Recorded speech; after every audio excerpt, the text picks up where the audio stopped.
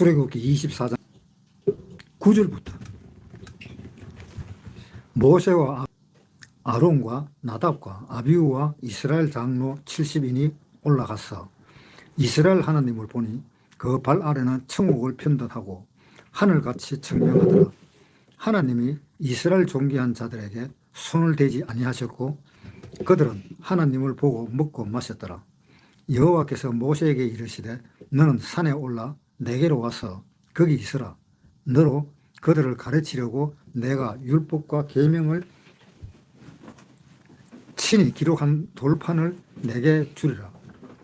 모세가 그 종자 여호수아와 함께 일어나 하나님의 산으로 올라가며 장로들에게 이르되 너희는 여기서 우리가 너희에게로 돌아오기까지 기다리라. 아론과 훌이 너희와 함께 하리니 무릇 일이 있는 자는 그들에게로 나아갈지니라 하고 모세가 산에 오르매 구름이 산을 가리며 여호와의 영광이 시내산 위에 머무르고 구름이 6일 동안 산을 가리더니 제7일에 여호와께서 구름 가운데서 모세를 부르시니라. 산 위와 여호와의 영광이 이스라엘 자손의 눈에 맹렬한 불같이 보였고 모세는 구름 속으로 들어가 산 위에 올라서며 40일 40야를 산에 있으니라. 24장 9절을 다시 읽을게요. 모세와 아론과 나답과 아비후와 이스라엘 장로 70인이 올라가서 이스라엘 하나님을 보니 그 발 아래에는 천국을 편듯하고 하늘같이 청명하더라. 모세하고 아론하고는 형제지간이지요. 아론이 형이고 모세는 동생입니다. 나답은 아론의 아들이고 그 다음에 아비후도 아론의 아들입니다. 이스라엘 장로 70인이 올라가서 그 이스라엘에 있는 이 사람들 70명이 아마 장로가 70명이나 되는가 봐요. 이 70명이나 되는 이 장로가 올라가서 이스라엘 하나님을 보니 그 발 아래에는 천국을 편듯하고 하늘같이 청명하더라. 아론은 제사장 일을 했고 나답과 아비후도 역시 제사장이 될 아들들입니다. 그래서 제사장이 되었을 때 이 나답과 아비후는 번제단에 있는 그 불을 가지고 와서 향로에다가 담아서 하나님한테 가야 되는데 이 불을 갖다가 제단에 있는 그 불을 가지질 않고 다른 데서 뭐가 피워가지고 왔는지 어떤지는 모르겠어요. 그래 하여튼 하나님이 주시는 불이 아닌 거예요. 그래서 그 나답과 아비후는 그 자리에서 죽었습니다. 왜? 하나님이 주신 불이 아니기 때문에. 레위기 10장 1절부터 보겠습니다. 구약 159페이지.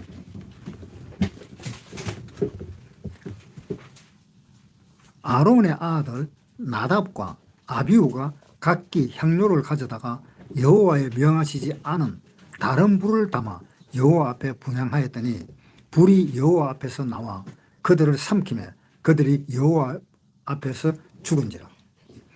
이 나답과 아비후가 하나님한테 제사를 지내는데 제단에서 있는 그 불을 가지고 들어와야 되는데 다른 불을 가지고 왔기 때문에 죽었다라는 이런 내용입니다. 그런데 그 번제단의 그 불은 하나님이 주시는 불이에요. 그러니까 하나님이 주시는 불인데 하나님이 주시는 불에 의해서 번제단에서 양이나 수소나 뭐 송아지들 이런 동물을 태우는 겁니다. 하나님의 불로 태우는 거예요. 그 번제단에 하나님이 불이 내려와서 태우는 겁니다. 그런데 나답과 아비후는 다른 데서 불을 가지고 와서 불을 하나님한테 드리니까 그 나답과 아비후는 그냥 그 자리에서 적살을 했습니다.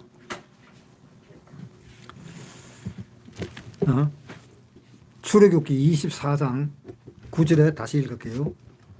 모세와 아론과 나답과 아비후와 이스라엘 장로 70인이 올라갔어. 그러니까 여기에 보면은 모세와 아론과 나답과 아비후와 이스라엘 장로 70인이 올라갔다. 그러니까 이 올라갔다라는 이 말은 하나님을 만나러 올라갔다 이런 이야기입니다. 그런데 하나님이 부르신 거예요. 그 모세와 아론과 나답이 전부 다 장로 72명이 전부 다 산으로 올라갔습니다. 올라가서 하나님이 나중에는 모세만 뽑아 올렸습니다. 그 말이 24장 1절 또 모세에게 이르시되 너는 아론과 나답과 아비후와 이스라엘 장로 70인이 함께 여호와에게로 올라와 멀리서 경배하고 너 모세만 여호와에게 가까이 나오고 라고 이렇게 이야기했습니다. 그러니까 이 모세와 나답과 아비후 아론 이 사람과 또 장로 70인이 차이가 있다는 겁니다. 그 차이는 어떤 차이인가 하면은 하나님이 모세를 불러들인 것은 모세는 예수님의 그림자입니다. 예수님의 그림자로서 모세를 불러 올린 겁니다. 이 70인과 나답과 아론과 이런 사람들은 백성을 대표하는 사람들입니다. 그래서 백성을 대표하는 사람과 이 모세와의 간격이 벌어져 있었습니다.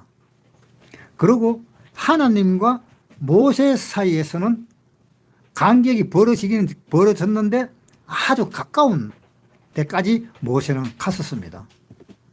그래서 모세는 중간에서 무슨 일을 했는가 하면은 이 백성들하고 하나님의 말씀을 전해주고 백성들에게 전해주고 그리고 이 모세가 백성들의 말을 들어서 하나님한테 전해주는 중간 역할을 한 중보자입니다. 하나님이 이 모세를 불렀다 하는 말은 모세를 중보자로서 불렀다라는 이런 내용입니다. 그래서 율법을 이야기할 때 항상 하나님의 말씀을 받아가지고 모세가 이야기를 했었습니다. 출애굽기 20장 18절 뭇 백성이 우레와 번개와 나팔 소리와 산의 연기를 본지라 그들이 볼 때에 떨며 멀리 서서 모세에게 이르되 당신이 우리에게 말씀하소서 우리가 들으리이다. 하나님이 우리에게 말씀하시지 말게 하소서 우리가 죽을까 하나이다. 자, 모세 보고 이야기하라 그랬죠. 하나님 말씀을. 왜? 중보자로서 존재해 있기 때문에. 다시 출애굽기 24장 9절부터 모세와 아론과 나답과 아비후와 이스라엘 장로 70인이 올라가서 이스라엘 하나님을 보니 그 발 아래는 청옥을 편듯하고 하늘같이 청명하더라. 그래서 이 모세는 이 백성들한테서 자리를 떠나서 하나님한테 갔고 하나님은 모세한테 이제 이야기를 하고 그 다음에 하나님한테 받은 그 말씀을 모세가 다시 백성들에게 전하는 그러한 역할을 하고 있는 겁니다. 그런데 우리가 이 출애굽기 33장이가 한번 보겠습니다. 33장 20절 페이지 수는 134페이지 구약 또 가라사대 네가 내 얼굴을 보지 못하리니 나를 보고 살 자가 없음이라. 자, 너는 내 얼굴을 보지 못한다. 내 얼굴을 본 사람은 살 수가 없다. 사는 사람이 없다라는 이야기입니다. 그러면서 하나님이 어떻게 했느냐. 22절에 내 영광이 지날 때에 내가 너를 반석 틈에 두고 내가 지나도록 내 손으로 너를 덮었다가 손을 거두리니 내가 내 등을 볼 것이요 얼굴은 보지 못하리라.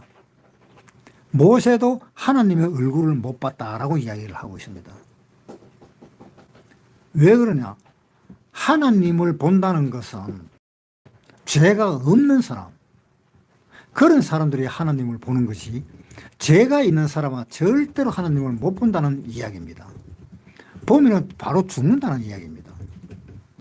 그러니까 죄의 눈으로는 거룩한 의를 볼 수가 없다는 이야기입니다. 그런데 요즘에도 그래요. 어떤 사람들은 꿈에 하나님이 나타나가지고 자기한테 어떤 지시를 했다. 또 자기한테 어떤 말을 했다라고 그렇게 이야기하는 사람들을 종종 봅니다. 그런데 그런 걸 좀 이래 알고 좀 느껴야 되는데 사람들이 그것을 느끼지를 못하는 것 같아요. 지금 현재 이 기도원이라는 데가 있잖아요. 이 기도원들이 지금 문을 닫는 데가 많답니다. 왜 문을 닫느냐 하니까 기도원에 가서 아무리 기도를 해도 기도를 안 들어주더라는 이야기입니다. 기도를 안 들어주니까 기도원에 갈 필요가 없다라는 그런 이야기들이 나오는 겁니다. 그래서 요즘에는 기도원들이 많이 폐쇄가 된답니다. 안 한답니다. 사람이 안 오니까. 몇 년 동안 갔다가 그는 기도원을 다니고 그렇게 기도를 해도 이루어지지를 않으니까 안 간다는 겁니다. 그러면은 그렇게 기도를 해도 안 되는 것이 왜 안 되느냐? 그 사람 마음속에 죄가 있으면 안 된다는 이야기입니다. 자, 시편을 한번 보겠습니다. 66장 페이지 수는 구약 847페이지. 내가 내 마음에 죄악을 품으면 주께서 듣지 아니하시리라. 그러니까 사람들 기도원 같은 데 가고 물론 똑바른 기도도 하기도 하겠죠. 그런데 그 기도가 어떤 기도인가 하면 죄를 짓는 기도입니다. 죄악을 위하는 기도입니다. 예를 들어 자기 집에 아들이 뭐 수능 시험을 본다. 그래 기도원에 가서 기도를 한다. 그 기도는 자기 아들을 그 대학에 붙게 해달라. 뭐 그런 내용의 기도가 많을 겁니다. 그런 기도는 결국 따지고 보면은 자기 욕심인 겁니다. 한번 생각해 보세요. 예를 들어 서울대학에 정원으로 모집하는 것이 예를 들어 100명이라고 가정했을 때 전국에서 1등에서 100등까지가 다 들어간다고 치면은 나머지 101등부터 그 나머지까지는 못 들어가잖아요. 그런데 거기에 들어가도록 기도를 하면은 하나님이 그 기도를 만약에 들어준다면은 순서가 바뀌어야 되잖아요. 101등짜리가 100등이 되고 100등짜리는 101등으로 밀려나쁘는 그런 일이 벌어지잖아요. 왜 그러한 일이 벌어지도록 기도를 하느냐 이겁니다. 그것이 죄잖아요. 그러니까 자기가 기도하는 것도 죄인지 아닌지 그것조차도 모르고 기도하는 사람들이 그렇게도 많다는 겁니다. 다시 출애굽기 24장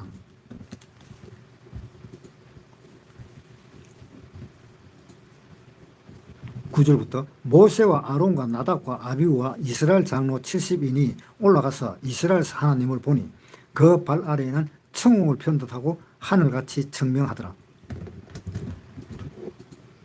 그런데 이 아비후하고 이 아론하고 장로 70인이 이제 올라갔어요. 하나님이 부르셨으니까 올라갔는데, 올라가서 너희들은 여기서 기다리고 있으라.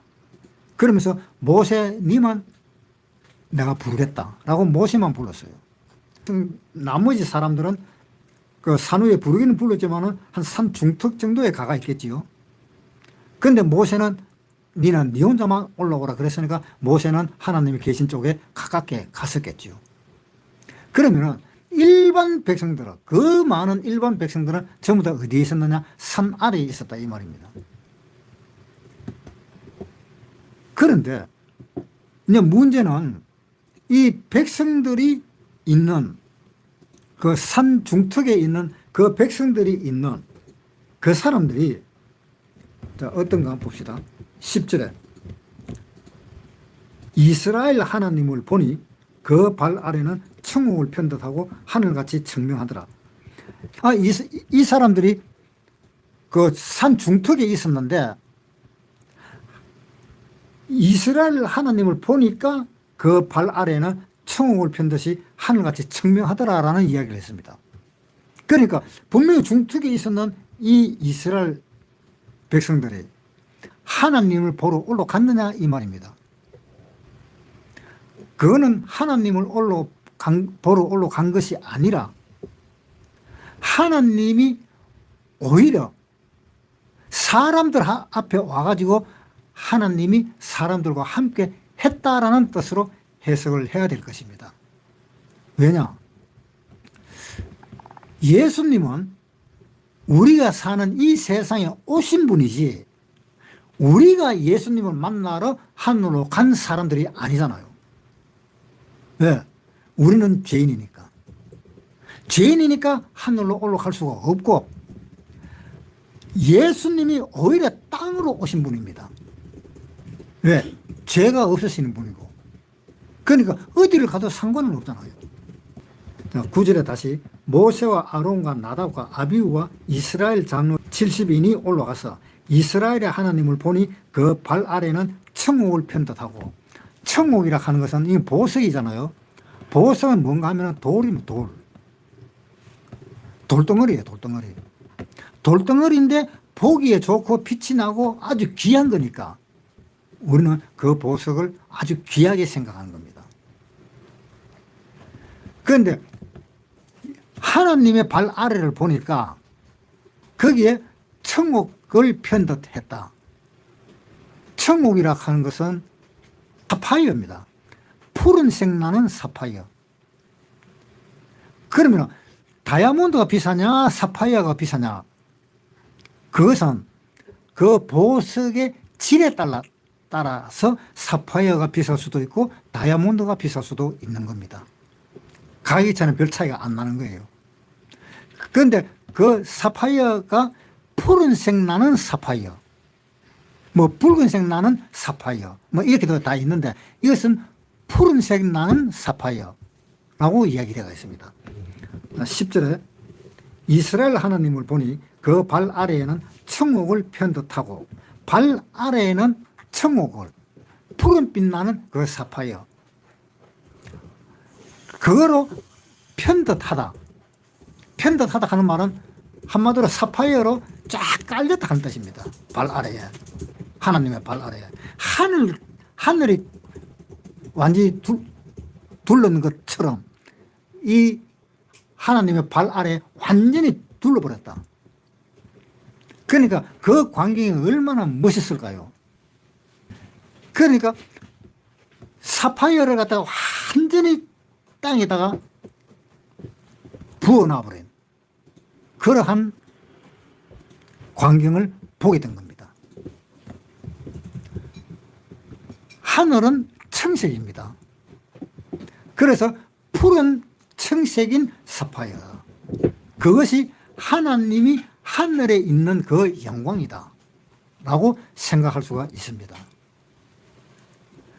그래서 우리가 마태, 마가, 누가, 요한복음 이것도 요한복음은 무엇을 의미하는가 하면은 청색 하늘을 의미합니다. 하늘색 하면은 청색을 보통 의미하잖아요. 하늘을 의미하는 복음이 청색복음인데 그 청색복음을 요한복음이라고 합니다.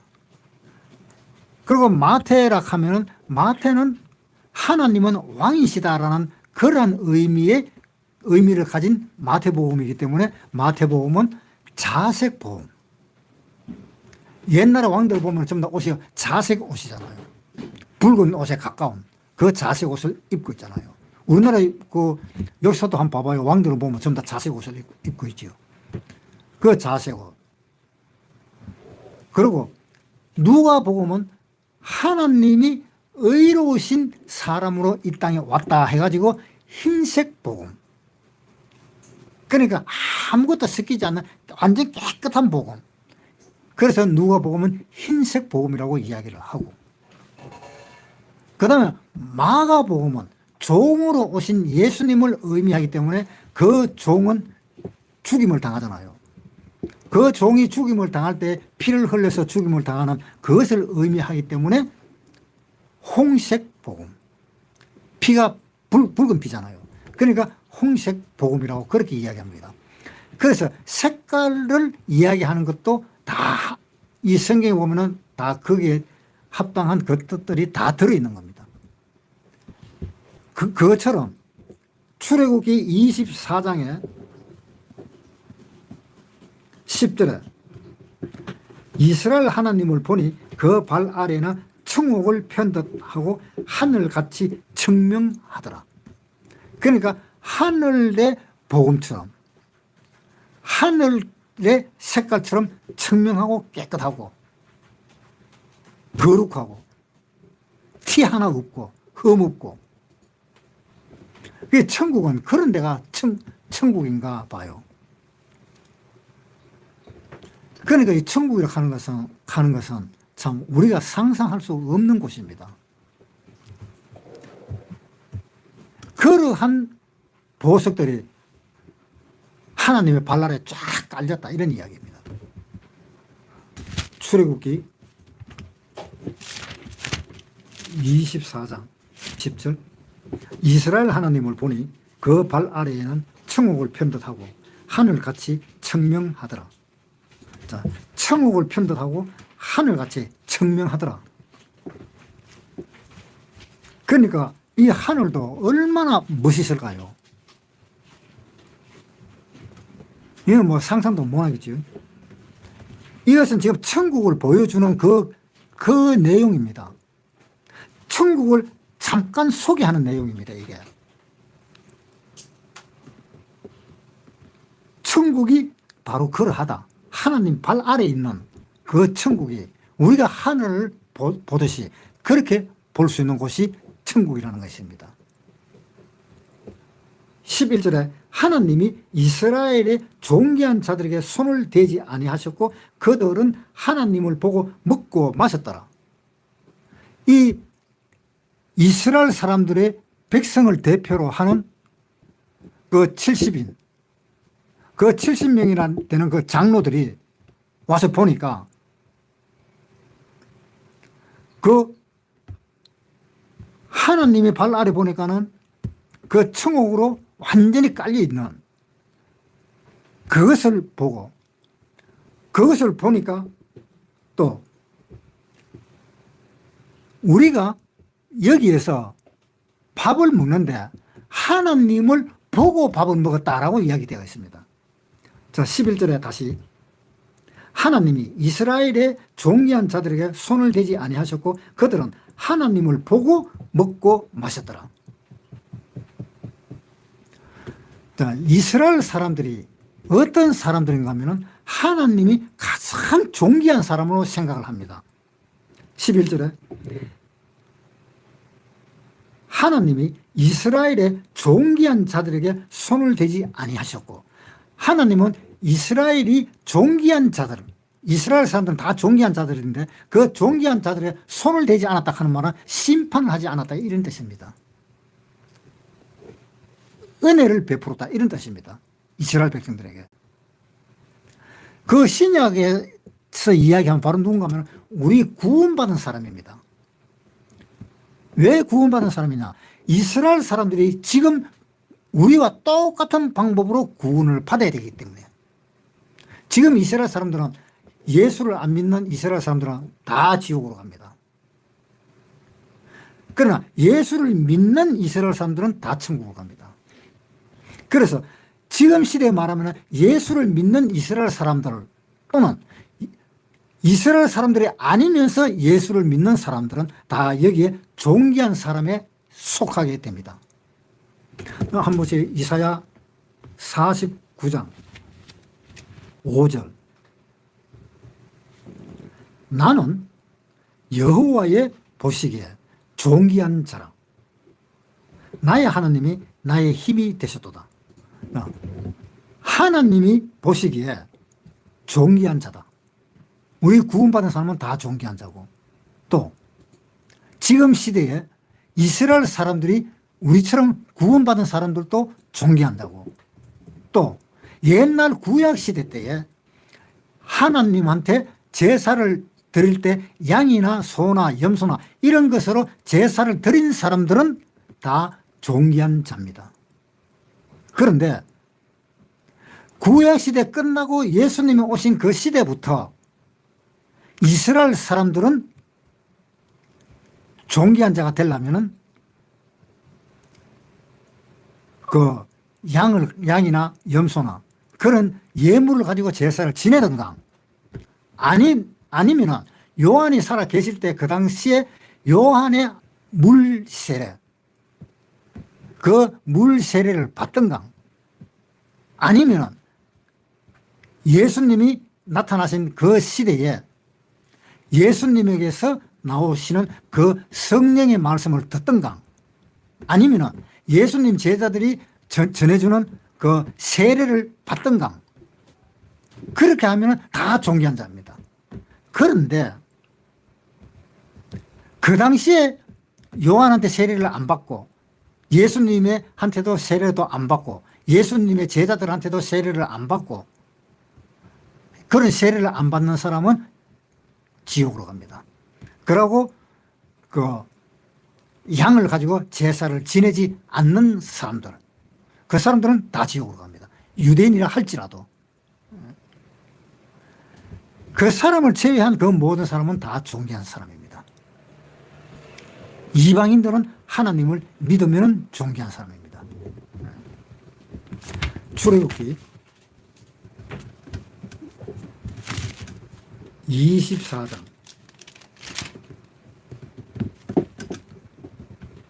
10절부터 이스라엘 하나님을 보니 그 발 아래에는 천국을 편듯하고 하늘같이 청명하더라. 하나님이 이스라엘 존귀한 자들에게 손을 대지 아니하셨고 그들은 하나님을 보고 먹고 마셨더라. 어떻게 해서 하나님을 보고 먹고 마셨느냐. 자 보세요. 24장 5절에 보겠습니다.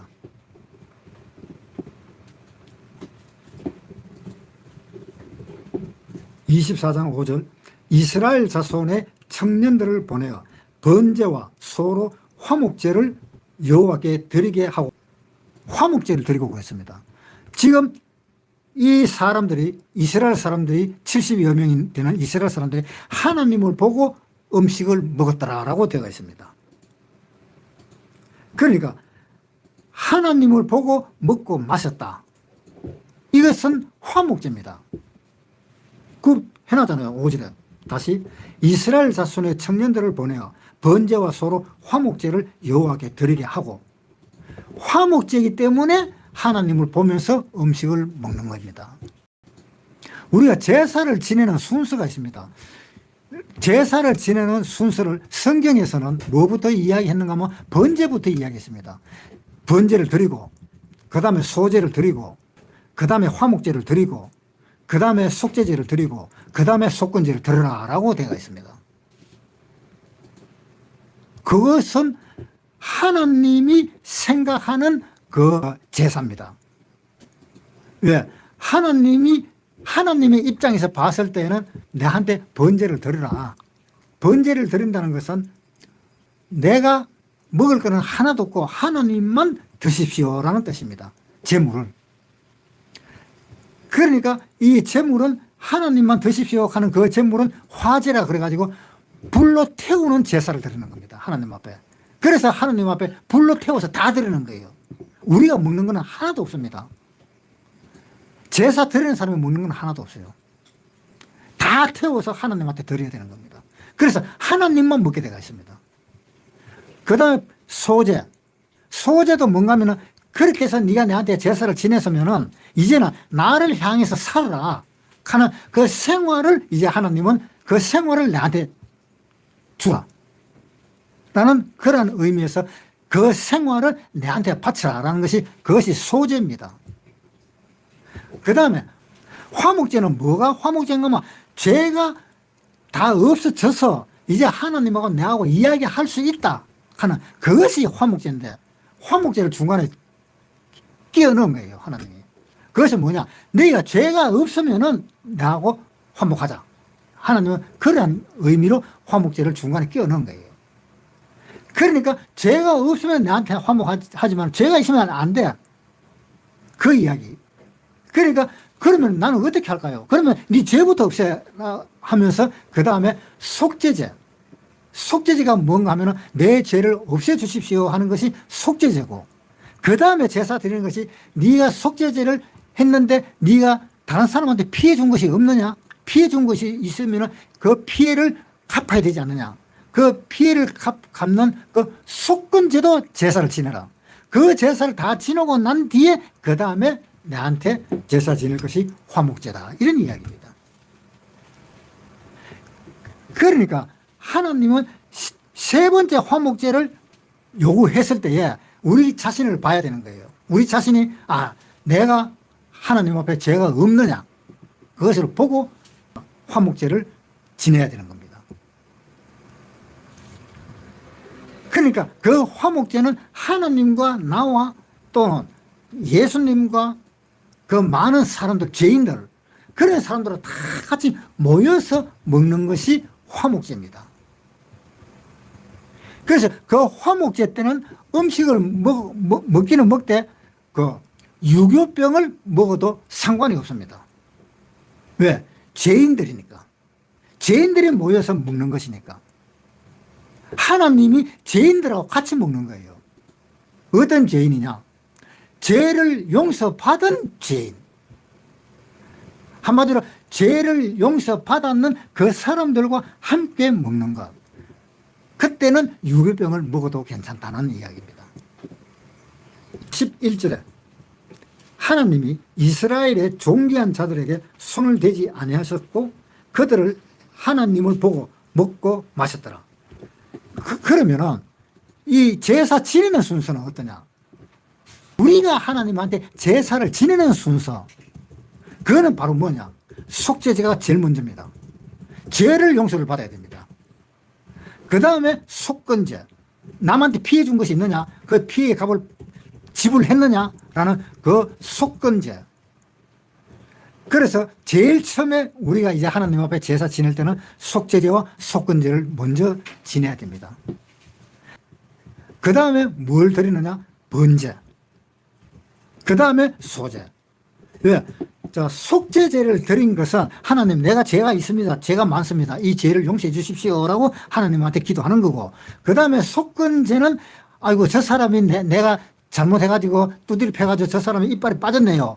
그거 내가 다 지불하겠습니다. 라고 하나님 앞에 지불하겠다고 약속을 하고 속건제를 지내고 그러고 난 뒤에 하나님을 이제 보면서 살겠습니다. 라는 의미로서 나는 오직 내가 온 몸과 마음을 하나님께 몽땅 드립니다. 라는 그 의미로 번제를 드리는 겁니다. 그 다음에 소제를 드리는 겁니다. 소제 드릴 때 하나님 나는 앞으로 이렇게 하나님을 열심히 생각하면서 살겠습니다. 라는 그 의미로 소제를 드리는 겁니다. 제일 마지막에 드리는 거는 뭐냐? 화목제. 하나님 내가 죄를 용서받았고요. 그 다음에 그 상대방한테 내가 그 지었는 그 잘못, 그 상대방의 일을 부러뜨린 것, 그런 것을 내가 다 치료해줬고 다 해결을 했고요. 그걸 다 해결하면서 이제 하나님만 생각하면서 살기로 했습니다. 그리고 난 뒤에 하나님하고 화목하는 거예요. 그 화목제는 제일 마지막에 먹는 음식입니다. 제일 마지막에. 예수님과 다 같이. 그래서 마태복음에 한번 보겠습니다. 9장 10절부터 읽겠습니다. 예수께서 마태의 집에서 앉아 음식을 잡수실 때에 많은 세리와 죄인들이 와서 예수와 그 제자들과 함께 앉았더니 바리새인들이 보고 그 제자들에게 이르되 어찌하여 너희 선생은 세리와 죄인들과 함께 잡수시느냐. 예수께서 들으시고 이르시되 건강한 자에게는 의원이 쓸데없고 병든 자에게 라야 쓸데있느니라. 너희는 가서 내가 긍휼을 원하고 제사를 원치 아니하노라 하신 뜻이 무엇인지 배우라. 내가 의인을 부르러 온 것이 아니요 죄인을 부르러 왔노라. 자, 마태가 이제 구원을 받았습니다. 마태가 이제 구원을 받고 이제 마태의 집에서 음식을 다 했습니다. 이 마태가 이제 주위에 있는 죄인들 다 초빙을 했습니다. 그래서 그 마태의 집에 많은 사람들이 왔었어요. 그때에 예수님이 이 자리에 오신 겁니다. 마태의 자리에. 그 마태의 자리에 오셨을 때 예수님은 왜 왔느냐? 마태가 구원을 받았잖아요. 자, 9절에 보세요. 예수께서 거기서 떠나 지나가시다가 마태라 하는 사람의 세관에 앉은 것을 보시고 이르시되 나를 쫓으라 하시니 일어나 쫓으니라. 예수를 쫓았잖아요. 이제 예수님의 마태가 나를 쫓아라 하니까 그 적시로 쫓았잖아요. 그 적시로 쫓았는 그 순간이 구원받은 순간이잖아요. 그 구원을 받고 난 뒤에 그 다음에 자기 집에서 잔치를 한 겁니다. 그건 뭐냐? 구원을 받고 난 뒤에 제일 마지막으로 하는 제사가 무슨 제사라고요? 화목제라고 그랬잖아요. 이미 여기서 마태는 속건제 같은 걸 이미 다 드렸다고 볼 수도 있습니다. 왜냐? 자기가 음식을 다 차려버렸기 때문에. 자기가 음식을 다 차려버렸기 때문에 구원받을 그 순간에 속죄제와 속건제는 이미 다 받았다고 생각할 수 있습니다. 그 다음에 이 마태는 마음에 어떤 마음을 품게 되었는가 하면 이제는 내가 하나님 위해서 살아야 되겠다 하는 그 마음이 있었습니다. 그 마음이 있었고 그 마음이 또 어떻게까지 왔었느냐 하면은 내가 앞으로 이제 하나님을 위해서 하나님을 향해서 열심히 살아가겠습니다라는 그 마음을 가졌기 때문에 마태가 음식을 하고 음식을 베푼 것입니다.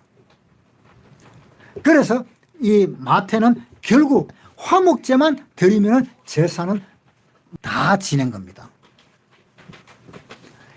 여기에서 그 모든 내용들이 다 생략되어가 있지만은 우리가 다 뜯어서 이렇게 세우면은 그렇게 되는 거예요. 마태는 속죄제, 속건제, 번제, 소제 그걸 다 지키기로 마음을 먹었고 마지막에 화목제 이 모든 사람들 여기에 오는 이 모든 사람들 하나님이 용서를 해 주십시오라는 그 뜻까지도 다 들어있다라고 봐도 상관이 없습니다.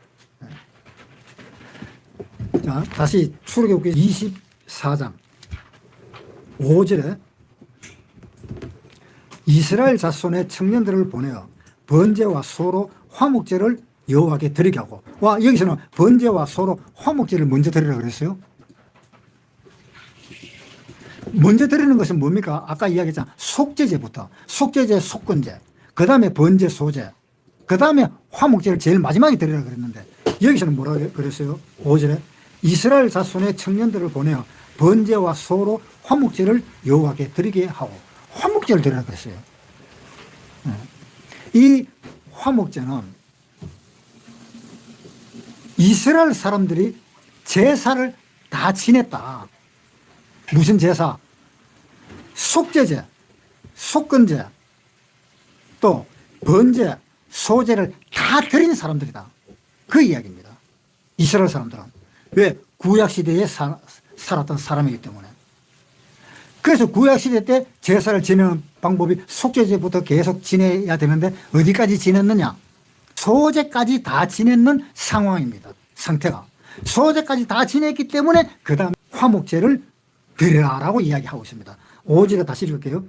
이스라엘 자손의 청년들을 보내어 번제와 소로 화목제를 여호와께 드리게 하고 이 말은 앞에 번제와 소제 또 속죄제와 속건제 너희는 이것을 다 드렸으니까 이제 화목제를 드리게 해라라는 그 명령입니다. 그래서 출애굽기 24장 10절부터 읽을게요. 이스라엘 하나님을 보니 그 발 아래는 성읍을 편듯하고 하늘같이 청명하더라. 하나님이 이스라엘의 존귀한 자들에게 손을 대지 아니하셨고 그들은 하나님을 보고 먹고 마셨더라. 왜? 존귀한 자들이잖아요. 존귀한 자들은 어떤 자들이에요? 구원받은 사람이 존귀한 자들이잖아요. 구약시대 때에 제사를 다 지냈는 사람, 그 사람이 존귀한 자잖아요. 그러니까 이스라엘 백성들은 화목제만 제사를 드려도 된다는 이야기입니다. 그렇지만 제사는 1년에 한 번씩 계속 제사를 드려야 되기 때문에 그 제사는 해마다 제사를 지내야 되겠죠. 한 번 지내가고 끝나는 게 아니고 지금은 예수님이 그 한 번 지내는 그 제사로 끝이 나버렸습니다. 지금은 제사는 완전히 다 끝이 나버렸습니다.